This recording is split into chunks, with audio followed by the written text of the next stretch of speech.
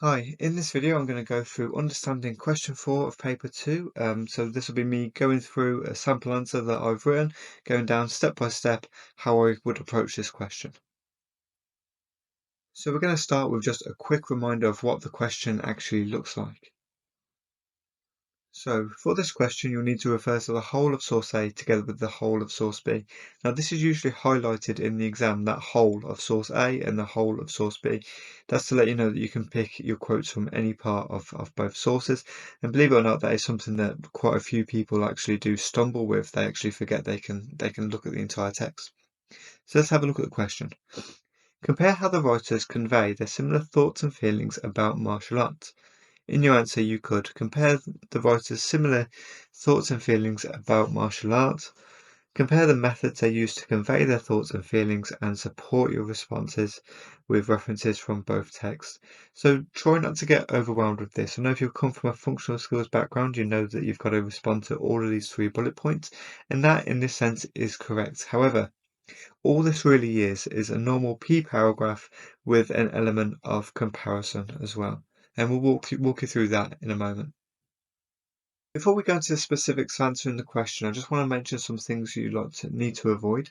So if you don't talk about both texts, that's really going to limit your mark, as well as if you didn't mention any language techniques or even word classes or mention in any way the words that the writer's using, you're going to lose marks. If you don't use quotes, you'll lose marks, and if you have no comparison whatsoever, you're going to, be very, very limited in the amount of marks that you could get for this. So I'm going to move on now into actually how you would get the grades, going into a specific example. A very important skill that's going to be useful for you doing any kind of language analysis is being able to find decent quotes that you think you can actually talk about. In this case, we're looking for ones that they're going to have a good comparison. So you're going to try and highlight a really good theme that you can see emerging. I'm going to have a look at source A and source B. So the pursuit of martial arts shows that you have to have discipline, commitment, and a grit to carry on doing something, even if it's difficult. So you see the themes approaching about hard work, about it being a journey, and these are all admirable qualities. So I'm going to see if there's anything like that in source B. This is what I found. I remember when my daughter finally got her first bout, the look of pride on her face.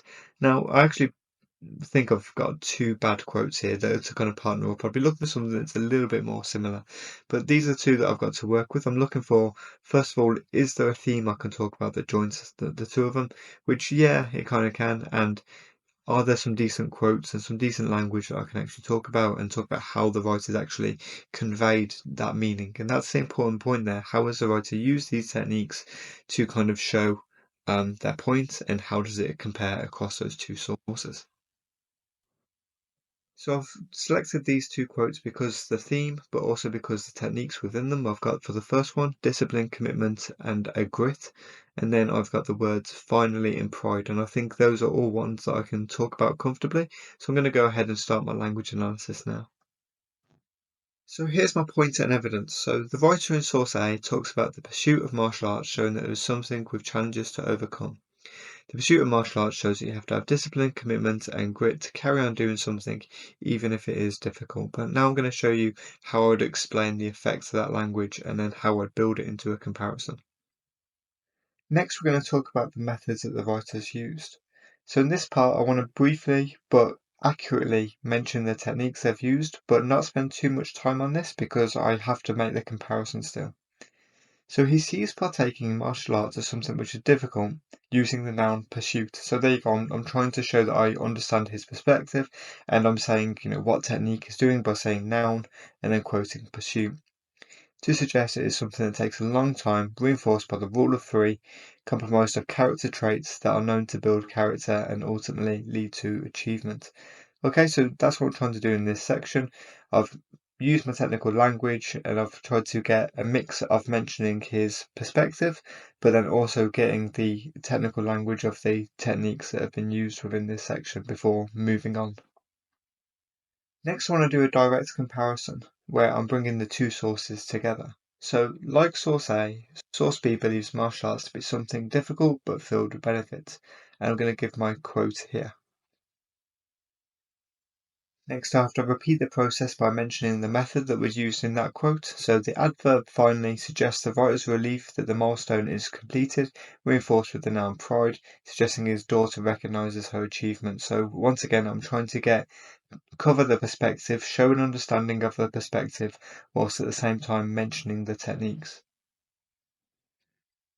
Then at the end, you would finish this off with a final comparison, and it tends to be the more detail you can go in with exploring their perspectives and exploring a comparison between the ideas they express, the higher generally your mark would go.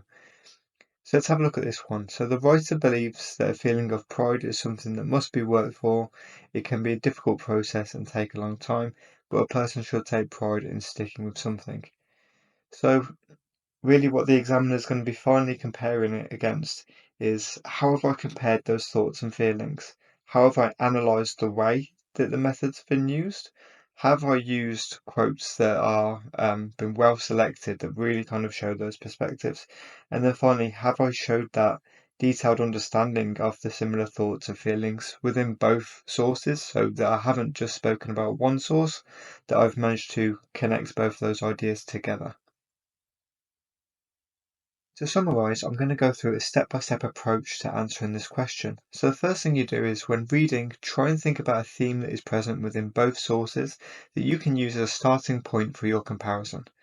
Number two, select two quotes you believe to be interesting and make a comparison both with the ideas presented and the way they are presented. So that means there's got to have a decent theme running throughout it, and it's got to have language techniques that you can talk about.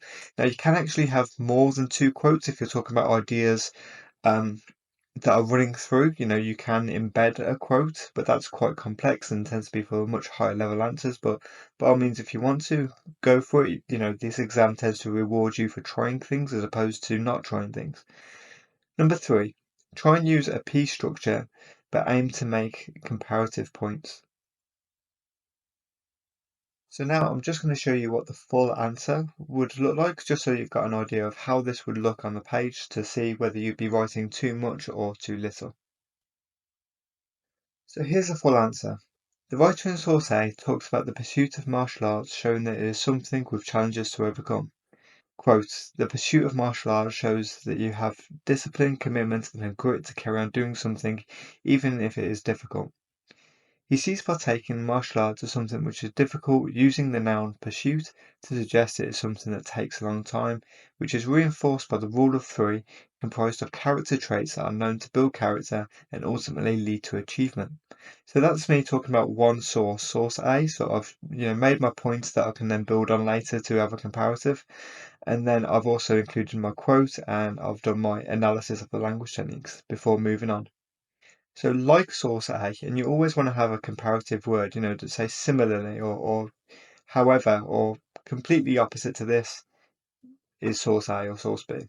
So look, like source B believes martial arts to be something difficult but filled with benefits. I remember when my daughter finally got her first belt, the look of pride on her face. The adverb finally suggests the writer's relief that the milestone is completed, reinforced with the noun pride, suggesting his daughter recognises her achievement. The writer believes that a feeling of pride is something that must be worked for. It can be a difficult process and takes a long time, but a person should take pride in sticking with something. Now, I would say that would be about a level 3 answer. I would say that if I wanted to kind of expand on this, I'd try and have a look at things. I'd build upon that theme of difficulty. I've used the word pursuit there in the first half, but I'd really try and kind of reinforce anything that I could find about being difficult or painful or anything that's kind of related to that to extend upon their ideas. And the more I can explain that the viewpoint that the writer's trying to give is that you get pride out of doing something difficult, the more I can explain that, the higher my mark would be. But I've got to keep in mind this is only a 16-mark question, so I've got to be really careful with the amount of time that I spend. So if you need any more videos on English, a great YouTube channel to go onto is Right On Resources. This has a variety of English lessons spanning GCSE, functional skills, and a few other things that you might find interesting. Finally, if you enjoyed this video, please like and subscribe, and thanks for watching.